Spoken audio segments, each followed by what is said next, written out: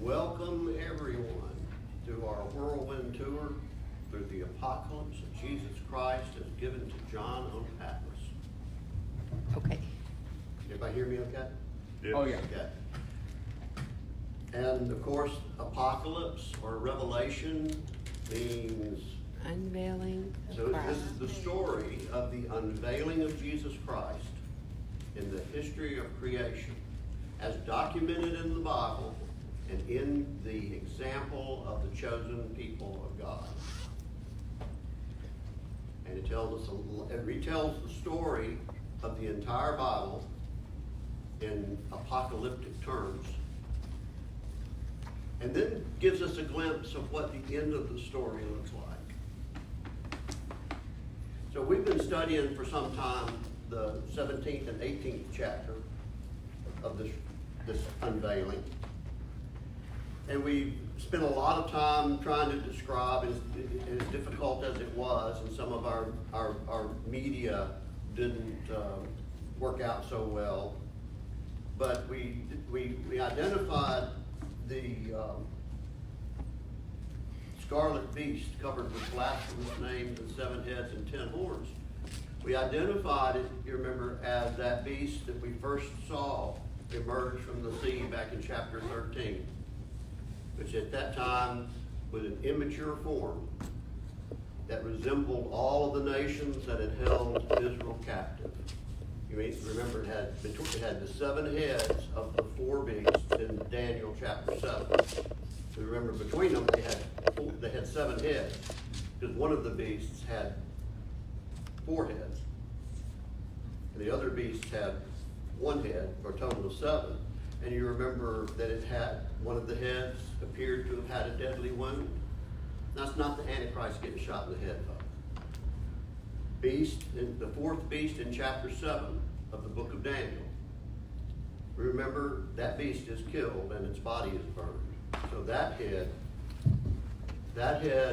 appeared to have had a fatal wound, because it has the 7 heads and the features of all 4 of the beasts in Daniel 7, and they represent the nations that had held Israel captive, or at least Judah captive. Now, so we said that with time,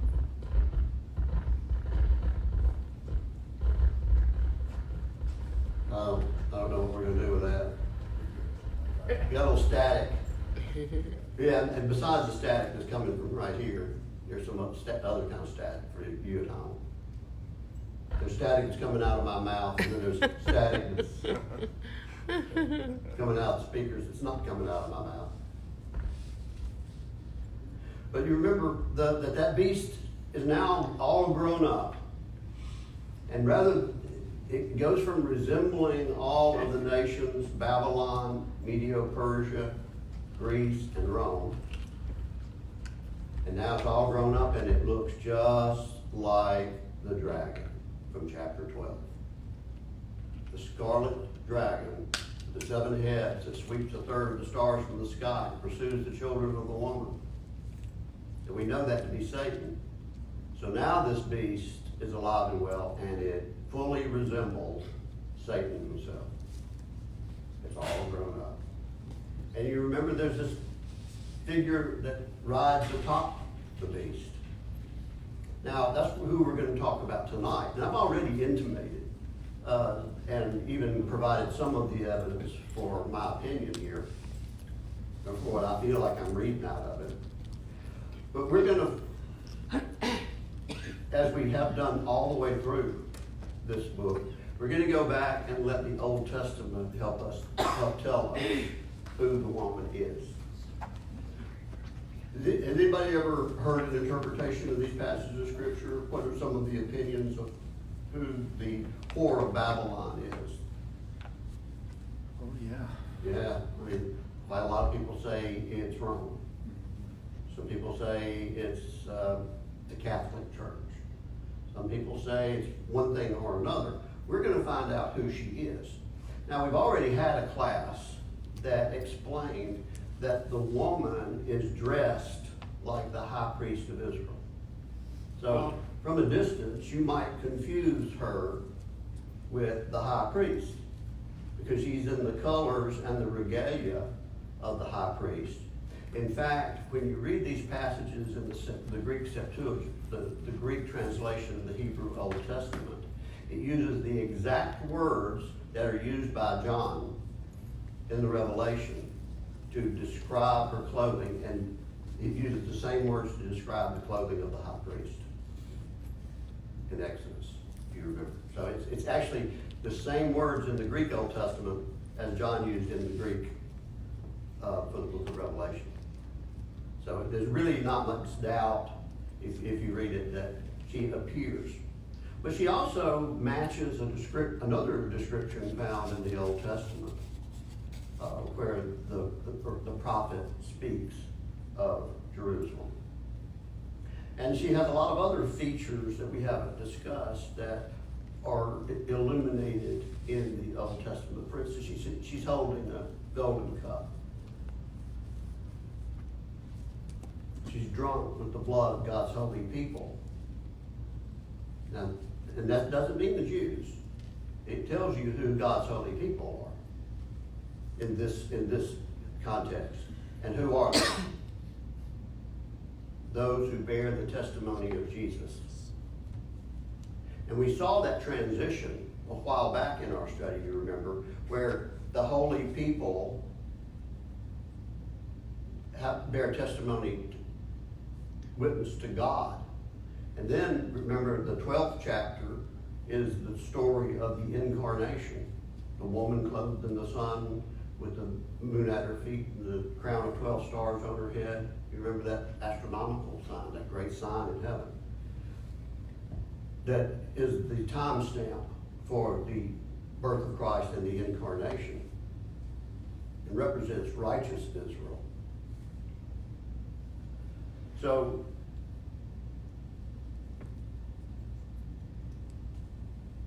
lost train of thought there.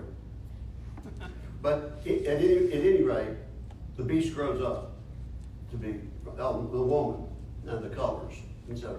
So this is something that has pretensions toward temple worship. You know, and we identified the beast.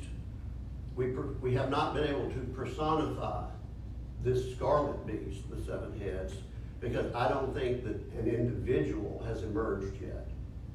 And we rightly identify this as representing Antichrist. And not just an Antichrist or the spirit of Antichrist, which it certainly represents, the nature of that spirit of Antichrist, substituting the efforts of man for the provision of God. We see it represented here by her pretensions toward temple worship.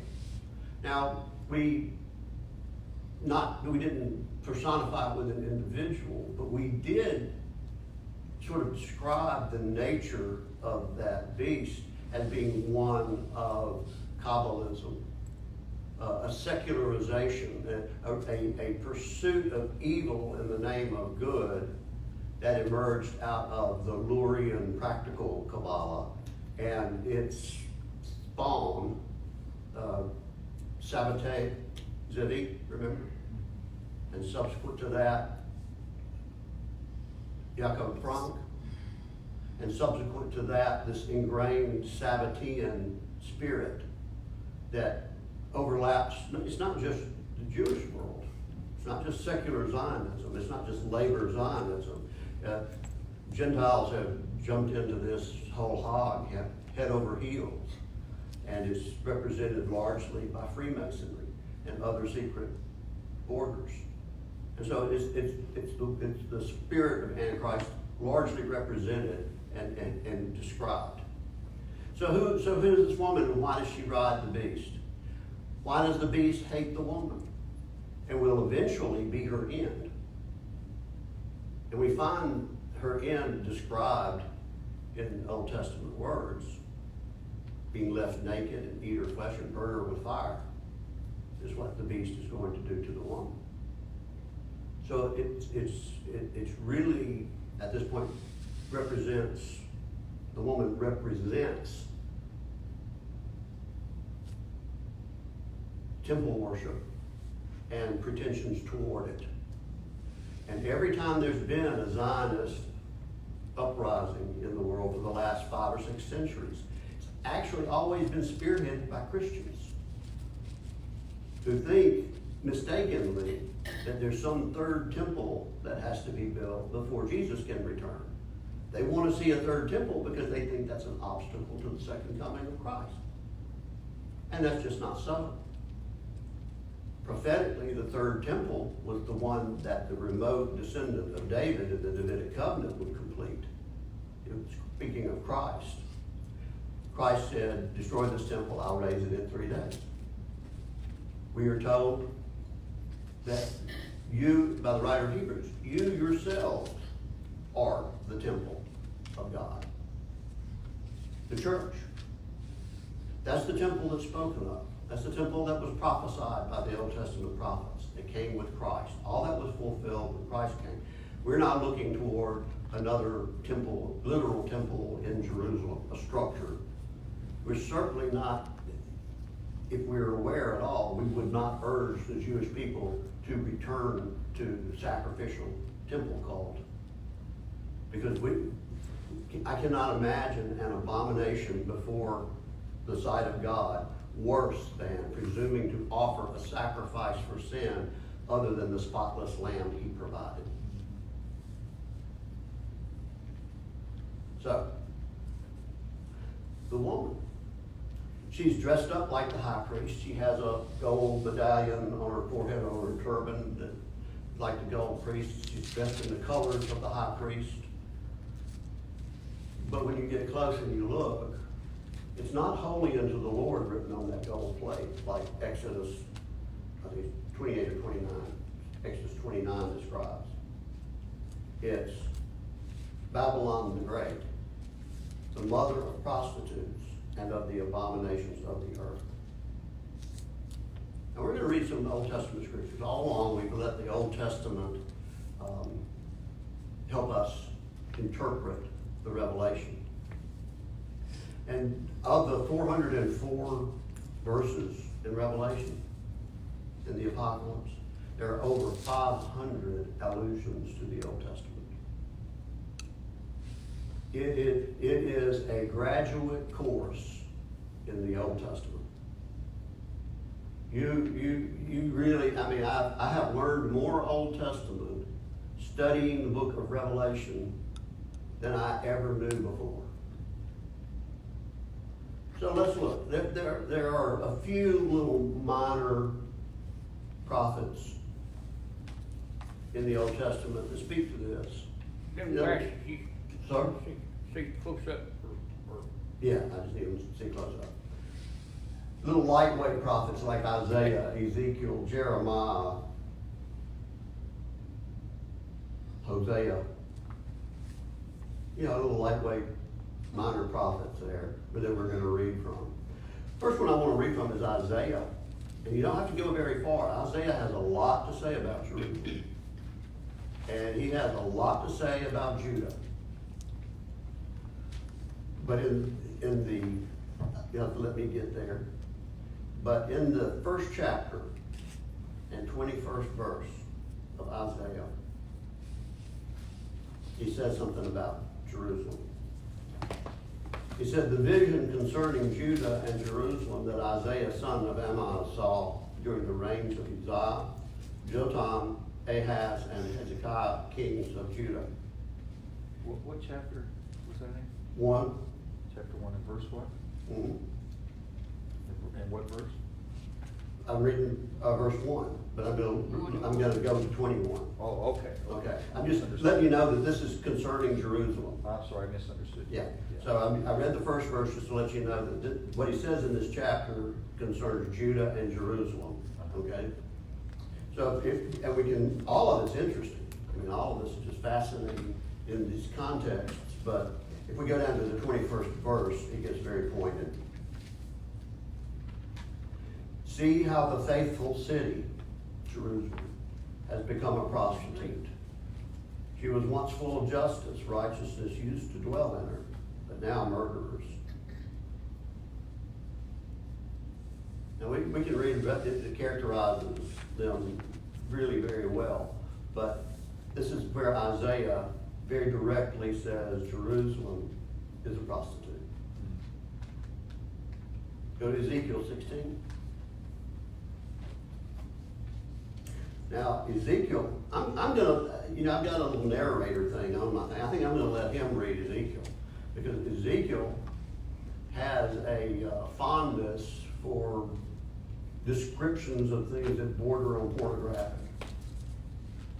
I mean, it's really startling, and it's why you don't hear a lot of sermons from this, but the entire 16th chapter of Ezekiel is a description, is the metaphor of Jerusalem as an adulterous wife that practices prostitution.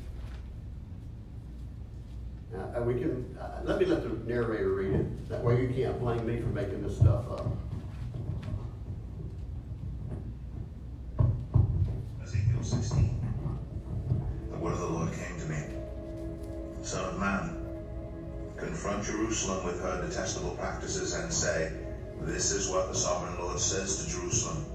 Your ancestry and birth were in the land of the Canaanites. Your father was an Amorite and your mother a Hittite. On the day you were born, your cord was not cut, nor were you washed with water to make you clean, nor were you rubbed with salt or wrapped in cloths. No one looked on you with pity or had compassion enough to do any of these things for you. Rather, you were thrown out into the open field. From the day you were born, you were despised.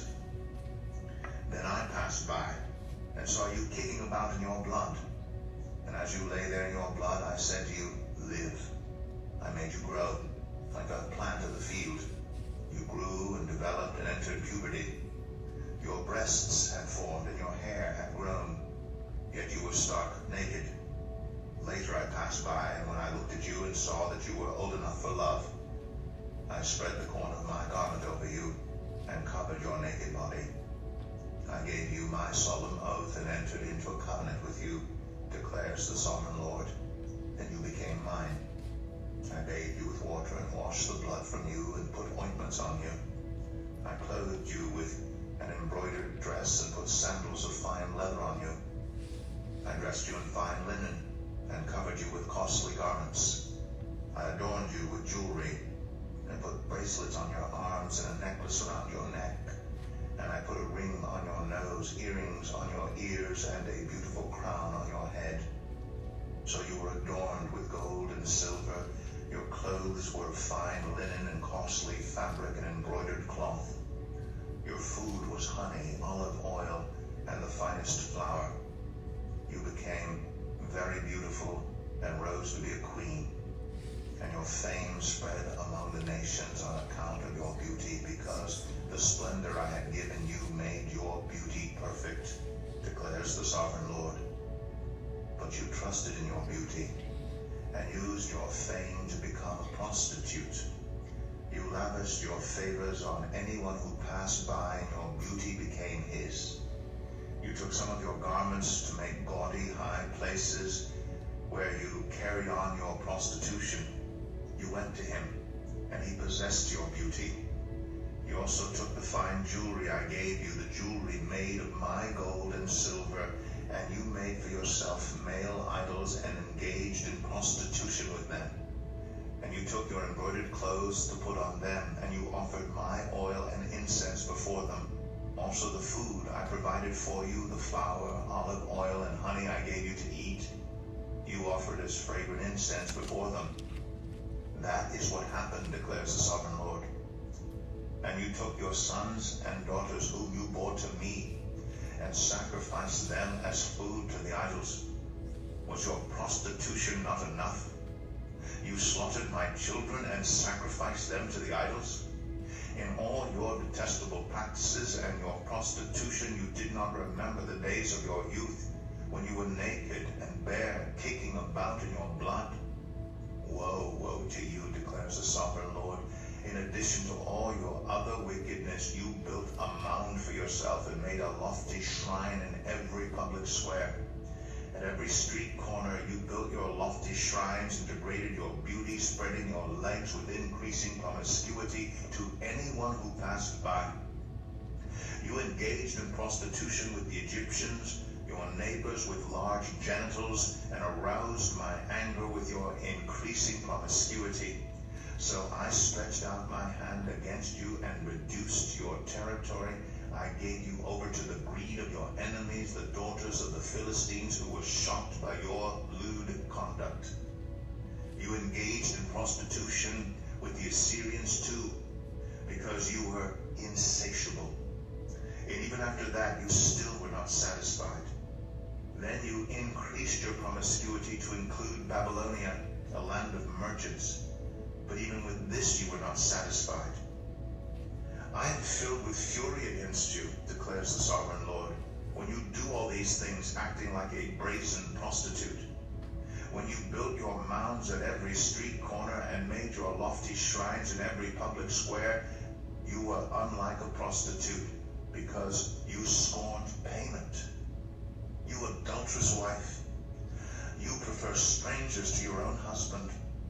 All prostitutes receive gifts, but you give gifts to all your lovers, bribing them to come to you from everywhere for your illicit favors. So in your prostitution, you are the opposite of others. No one runs after you for your favors. You are the very opposite, for you give payment, and none is given to you. Therefore, you prostitute, hear the word of the Lord. This is what the sovereign Lord says. Because you poured out your lust and exposed your naked body and your promiscuity with your lovers, and because of all your detestable idols, and because you gave them your children's blood, therefore I am going to gather all your lovers with whom you found pleasure, those you loved as well as those you hated. I will gather them against you from all around, and will strip you in front of them, and they will see you stark naked. I will sentence you to the punishment of women who commit adultery and who shed blood. I will bring on you the blood vengeance of my wrath and jealous anger. Then I will deliver you into the hands of your lovers, and they will tear down your mounds and destroy your lofty shrines. They will strip you of your clothes and take your fine jewelry and leave you stark naked. They will bring a mob against you, who will stone you and hack you to pieces with their swords. They will burn down your houses and inflict punishment on you in the sight of many women. I will put a stop to your prostitution, and you will no longer pay your lovers. Then my wrath against you will subside, and my jealous anger will turn away from you. I will be calm and no longer angry. Because you did not remember the days of your youth, but enraged me with all these things, I will surely bring down on your head what you have done, declares the sovereign Lord. Did you not add lewdness to all your other detestable practices? Everyone who quotes Proverbs will quote this proverb about you: like mother, like daughter. You are a true daughter of your mother, who despised her husband and her children, and you are a true sister of your sisters, who despised their husbands and their children. Your mother was a Hittite, and your father an Amorite. Your older sister was Samaria, who lived to the north of you with her daughters, and your younger sister, who lived to the south of you with her daughters, was Sodom. You not only followed their ways and copied their detestable practices, but in all your ways you soon became more depraved than they.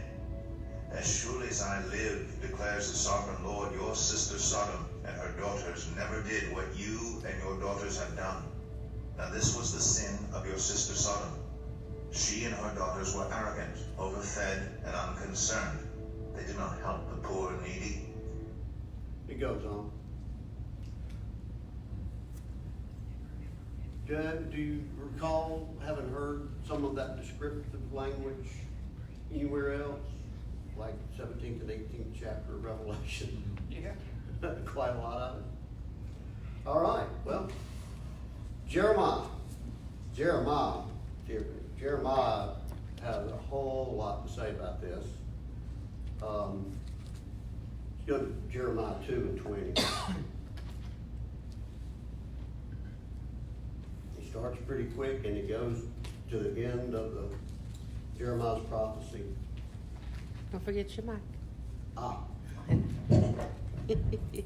Jeremiah starts in the second chapter, and this theme runs all to the 51st chapter, where he speaks about Israel and Jerusalem. And let's read the first line of the second chapter. The word of the Lord came to me, go and proclaim in the hearing of Jerusalem. So the prophecy is for Jerusalem. Let's go to the 21st verse. And you can read this whole thing, and it's just riveting when you know the context. But I think we get the message if we go to 20. It says, long ago you broke off your yoke and tore off your bonds. You said, I will not serve you. Indeed, on every high hill and under every spreading tree you lay down as a prostitute. I had planted you like a choice vine of sound and reliable stock. How then did you turn against me into a corrupt wild vine? Although you wash yourself with soap and use an abundance of cleansing powder, the stain of your guilt is still before me. And it goes on to compare them to a camel and a wild donkey in heat in their prostitution.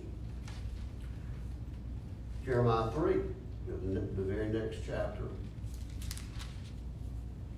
verses 1 through 3. And I've actually taught on the first verse because Jesus repeats this when he's talking to the Pharisees. And there's a spiritual point here. But in the law of Moses, it says if a man divorces his wife and she goes and marries someone else, that it's an abomination for him to remarry her. Okay? So this is the context that Jeremiah is talking from. It says, if a man divorces his wife and she leaves him and marries another man, should he return to her again? Would not the land be completely defiled? But you have lived as a prostitute with many lovers. Would you now return to me? Look up to the barren heights and see, is there any place where you have not been ravished? By the roadside you sat waiting for lovers, sat like a nomad in the desert. You have defiled the land with your prostitution and wickedness. Therefore the showers have been withheld, and no spring rains have fallen. Yet you have the brazen look of a prostitute. You refuse to blush with shame. Have you not just called to me? My father, my friend from my youth, will you always be angry? Will your wrath continue forever? This is how you talk, but you do all the evil you can. Jeremiah 4th chapter.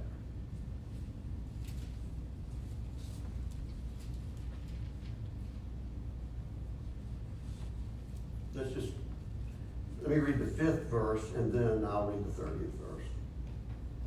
Announce in Judah and proclaim in Jerusalem and say, what follows. And among that is the 30th verse. Let's jump down to the 30th verse for time's sake.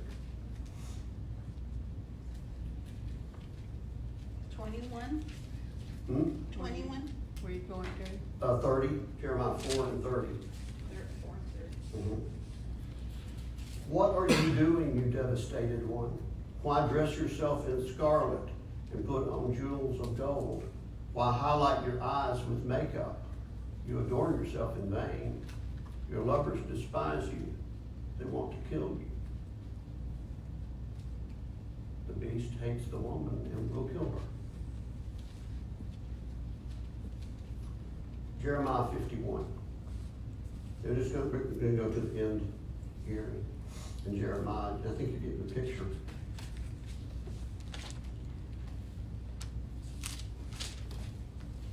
And this is really an interesting chapter because here we see that What was that? Jeremiah what? 51, we see that John in the Apocalypse is using this 51st chapter of Jeremiah, which is speaking to literal Babylon, to set up his metaphor of Jerusalem as mystery Babylon.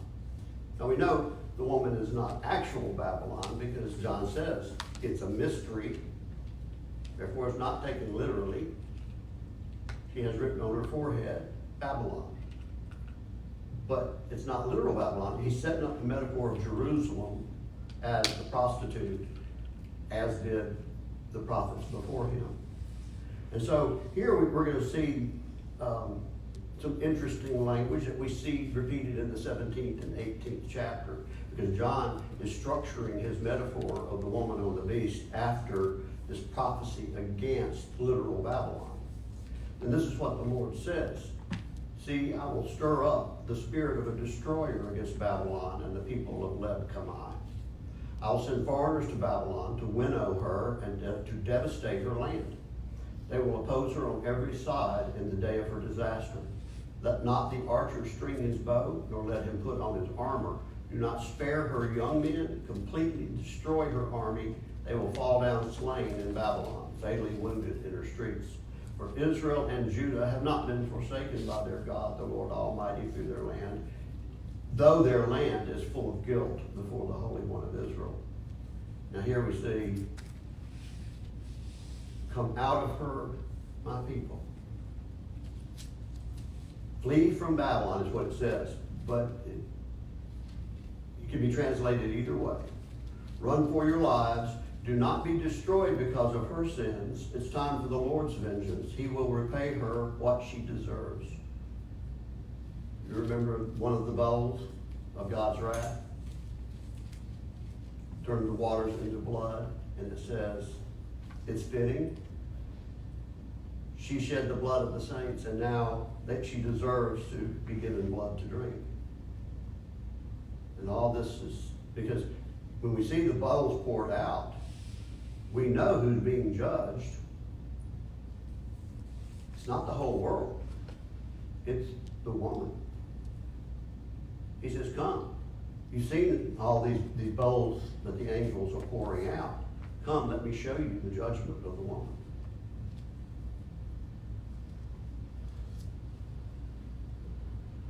Flee from Babylon.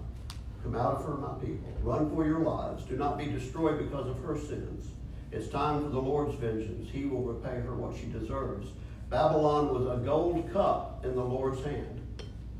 Well, one has a gold cup in her hand.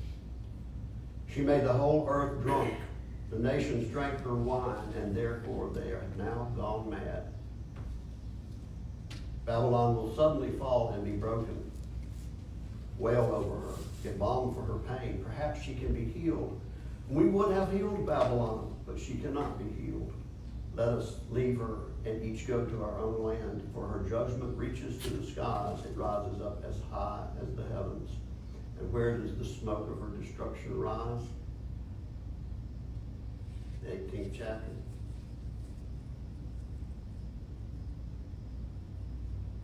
Well, I don't think we have to read a whole lot more of this. Let's go to Hosea.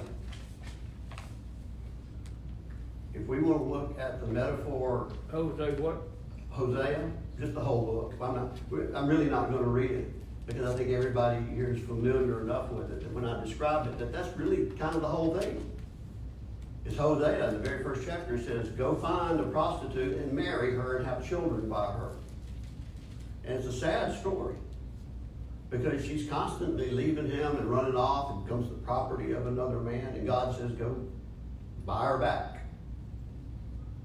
And at the end of that story, it's clearly that the woman is Israel, of the northern kingdom of Israel and the southern kingdom of Judah that's being described here.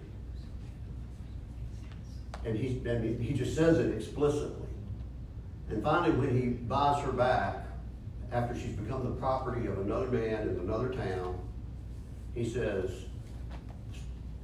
the moral of this story is that you, Israel, will go a long time without prophet or temple or sacrifice or manifestations of the move of God, but in the end, you're mine.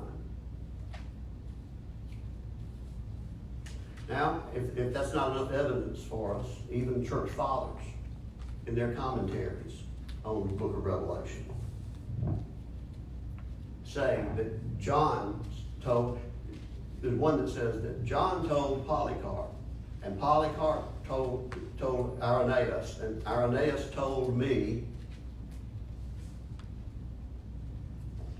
Hippolytus of Rome, that the woman was Jerusalem. And we don't have it straight from John's mouth, but we've got one that said, Irenaeus told me, and Polycarp, the direct disciple of John, told him, and the Apostle John himself, the one to whom the apocalypse was given, told him. So we got a chain there. And he said, there's no doubt, the woman that rides the scarlet beast is Jerusalem. It's not Rome. It's not the Pope.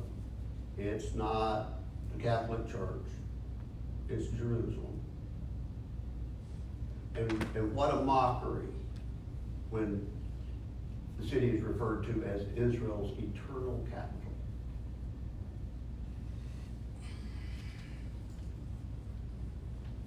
Time we got about 20 minutes here. So now let's go back.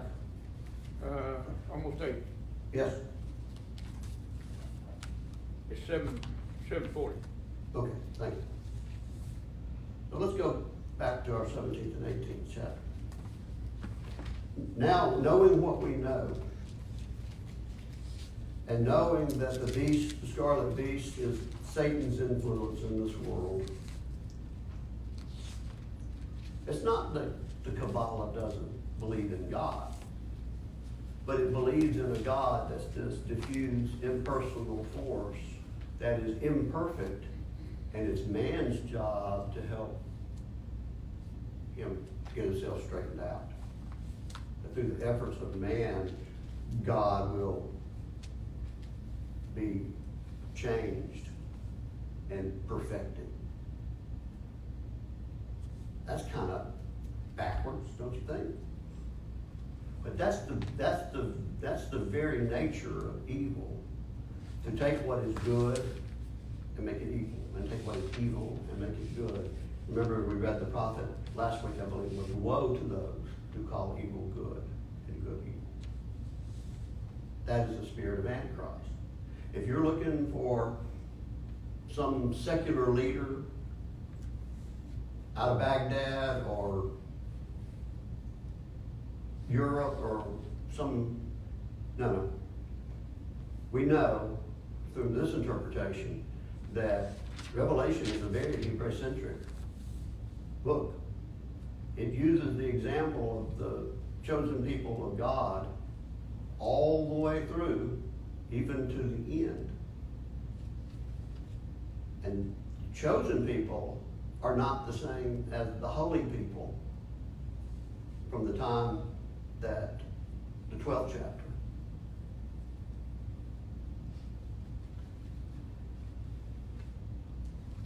They can be among the holy people, but the holy people are those that bear the testimony of Jesus Christ. So, I was trying to get back to Revelation.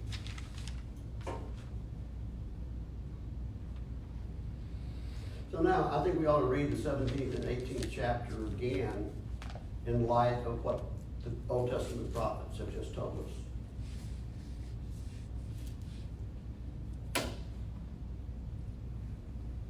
So the bowls have just been poured out, and one of the 7 angels who had had the 7 bowls came to you. Come, I will show you the punishment of the great prostitute who sits by many waters. With her the kings of the earth committed adultery, and the inhabitants of the earth were intoxicated with the wine of her adulteries. Right out of Jeremiah 51. Then the angel carried me away in the spirit into a wilderness. There I saw a woman sitting on a scarlet beast that was covered with blasphemous names, and had 7 heads and 10 horns. The woman was dressed in purple and scarlet, and in Greek, that's the exact words used to describe the high priest's garments. And was glittering with gold, precious stones, and pearls. She held a golden cup in her hand, filled with abominable things and the filth of her adulteries, the name written on her forehead was a mystery. Babylon the Great, the mother of prostitutes. Back in the Old Testament, she was the daughter. Now she's grown up too. She's now the mother of prostitutes, where she had been the daughter in Ezekiel, if you recall. And the mother of prostitutes and of the abominations of the earth. So not only has the beast grown up, the prostitute has too. I saw that the woman was drunk with the blood of God's holy people and the blood of those who bore testimony to Jesus.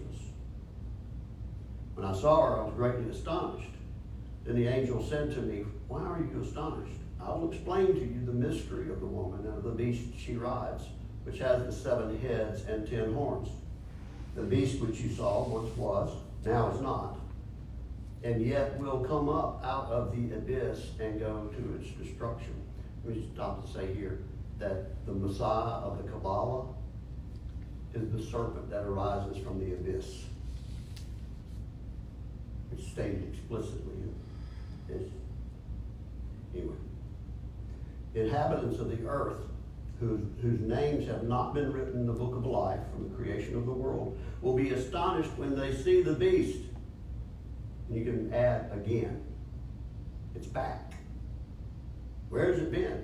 It was, now is not, and yet will come. And this calls for a mind with wisdom. The 7 heads are 7 hills on which the woman sits. We know Jerusalem is among those cities that sits on 7 hills, some 100 or so major cities in the world that are said to sit on 7 hills. That doesn't make it Rome. Rome's just 1 out of 100 too. They are also 7 kings. 5 have fallen, 1 is, the other has not yet come, but when he does come, he must remain only for a little while. The beast who once was and now is not is an 8th king. So when it's personified, he's an 8th king. He belongs to the 7 and is going to his destruction. The 10 horns you saw are 10 kings who have not yet received a kingdom, but who for 1 hour will receive authority as kings along with the beast. They have one purpose and will give their power and authority to the beast. They will wage war against the Lamb, but the Lamb will triumph over them because he is Lord of lords and King of kings, and with him will be his called, chosen, and faithful followers. And the angel said to me, "The waters you saw, where the prostitute sits," and it was in a portion, I think, of the 51st chapter of Jeremiah that talks about Babylon sitting on many waters. And so this is an Old Testament reference too. I didn't read all that because it was just too much reading for time. But the waters you saw where the prostitute sits are peoples, multitudes, nations, and languages. The beast and the 10 horns you saw will hate the prostitute, and they will bring her to ruin and leave her naked, and they will eat her flesh and burn her with fire. For God has put it into their hearts to accomplish his purpose by agreeing to hand over to the beast their royal authority until God's words are fulfilled. The woman you saw is the great city that rules over the kings of the earth. Remember back in the 11th chapter in the story of the 2 witnesses, the great city is called figuratively Egypt and Sodom. And it says it's also the city where their Lord was crucified. The great city is Jerusalem.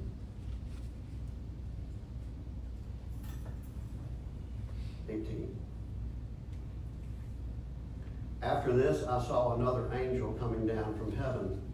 He had great authority, and the earth was illuminated by his splendor.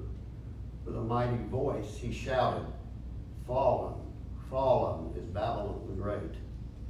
She has become a dwelling for demons and a haunt for every impure spirit, a haunt for every unclean bird, a haunt for every unclean and detestable animal. For all the nations have drunk the maddening wine of her adulteries. The kings of the earth committed adultery with her. and the merchants of the earth grew rich from her excessive luxuries. And I heard another voice from heaven say, "Come out of her, my people, so that you will not receive any of her plagues, for her sins are piled up to heaven, and God has remembered her crimes. Give back to her as she has given. Pay her back double for what she has done. Pour her a double portion from her own cup. Give her as much torment and grief as the glory and luxury she gave herself. For in her heart she boasts, I sit enthroned as queen." You remember Ezekiel?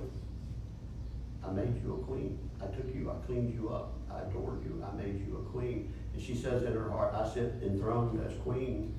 I'm not a widow. I will never mourn.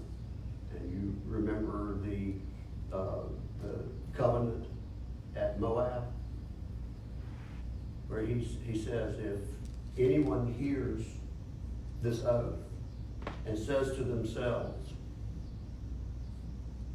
whether you're a man or a woman or a clan or a tribe, as in tribe of Judah, if you pronounce a blessing on yourself saying, I will be okay even though I go my own way, I will make your land a burning wasteland of salt and sulfur, just like I did Sodom and Gomorrah and Zebulun. And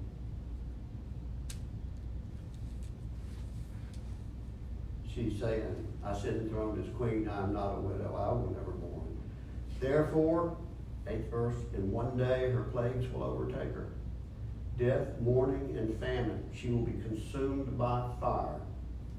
For mighty is the Lord God who judges her. When the kings of the earth who committed adultery with her and shared her luxury see the smoke of her burning, they will weep and mourn over her.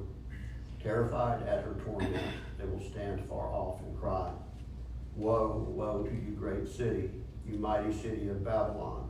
In 1 hour your doom has come. The merchants of the earth will weep and mourn over her because no one buys their cargoes anymore. Cargoes of gold, silver, precious stones and pearls, fine linen, purple, silk, and scarlet cloth, every sort of citron wood, and articles of every kind made of ivory, costly wood, bronze, iron, and marble. Cargoes of cinnamon and spice, of incense, myrrh, and frankincense, of wine and olive oil, of fine flour and wheat, cattle and sheep, horses and carriages, and human beings sold as slaves.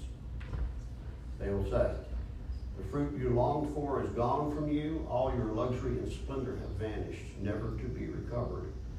The merchants who sold these things and gained their wealth from her will stand far off, terrified at her torment. They will weep and mourn and cry out, Woe, woe to you, great city, dressed in fine linen, purple and scarlet, dressed up like the high priest, fine linen, purple and scarlet, and glittering with gold, precious stones, and pearls. In 1 hour such great wealth has been brought to ruin. Every sea captain and all who travel by ship, the sailors and all who earn their living from the sea will stand far off. When they see the smoke of her burning, they will exclaim, Was there ever a city like this great city? They'll throw dust on their heads and with weeping and mourning cry out, Woe, woe to you, great city, for all who had ships on the sea became rich through her wealth. In 1 hour she's been brought to ruin. Rejoice over her, you heavens. Rejoice, you people of God. Rejoice, apostles and prophets, all those whose blood she is guilty of. For God has judged her with the judgment she imposed on you. Remember the parallel in Jeremiah 51? Then a mighty angel picked up a boulder the size of a large millstone and threw it into the sea. With such violence, with this kind of violence, the great city of Babylon will be thrown down, never to be found again. The music of the harpists, the musicians, pipers, and trumpeters will never be heard in you again. No worker of any trade will ever be found in you again. The sound of a millstone will never be heard in you again. The light of the lamp will never shine in you again. The voice of bridegroom and bride will never be heard in you again. Your merchants were the world's important people. By your magic spell, all the nations were led astray, and in her was found the blood of prophets and of God's holy people, of all who have been slaughtered on the earth. Well, we get to in chapter 19, as we leave 17 and 18 here. Will be the three, we see, I just read the threefold woe, the three woes pronounced over Jerusalem, the great city, mystery Babylon. And what follows are threefold hallelujahs. Hallelujah. Praise. Yah, God. Hallelujah. Praise God over Babylon's fall. We won't have time to get to it tonight, and I want to leave time for questions. Everybody at home? Comment? Area is a good place for questions. If not, many of you know where to find me.